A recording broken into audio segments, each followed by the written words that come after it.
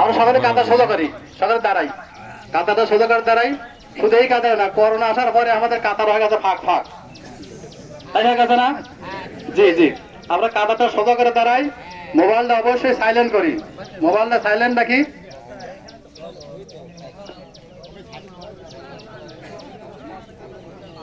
জি জি, কাঁথা সোজা করে দাঁড়াই, মোবাইলটা সাইলেন্ট করি। পায়ে পায়ে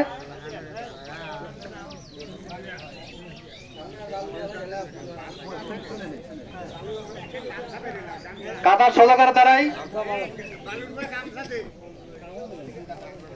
ছাতাগুলো বন্ধ করি।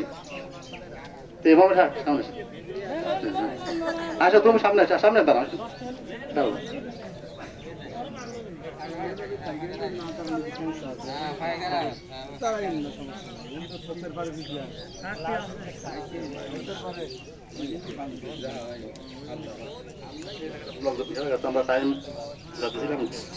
ঠিক আছে, এখন জামাত শুরু হবে। আমাদের যিনি নামাজ আদায় করবেন মুফতি হয়েছেন, শুধু নামাজের নিয়মটা 2 মিনিট নামাজের নিয়মটা একটু বলে দিয়ে। জি, নামাজের নিয়মটা বলে দিয়ে।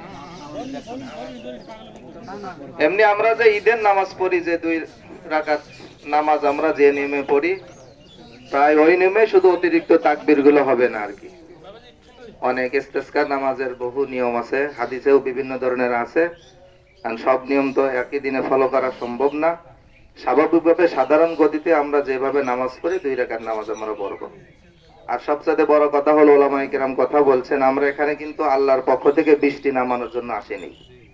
আমাদের কি শক্তি আছে যে আমরা এখন বৃষ্টি নামাবো? বৃষ্টি দেনওয়ালা কে?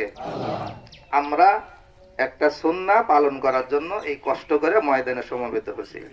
আল্লাহ নবীর একটা সুন্নাত জিন্দা করার জন্য, আমল করার জন্য আসছি।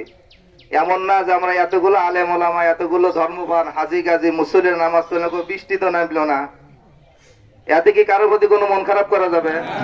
এখানে আসছি নবীর সুন্নাহ পালন করার জন্য। দেনেওয়ালা মালিক আল্লাহ, আমাদের কাজ হলো আল্লাহর কাছে প্রার্থনা করা, সেই প্রার্থনার জন্যই আসছি। তোমরা স্বাভাবিক গতিতে আমরা নফল নামাজের নিয়ত করি সবাই।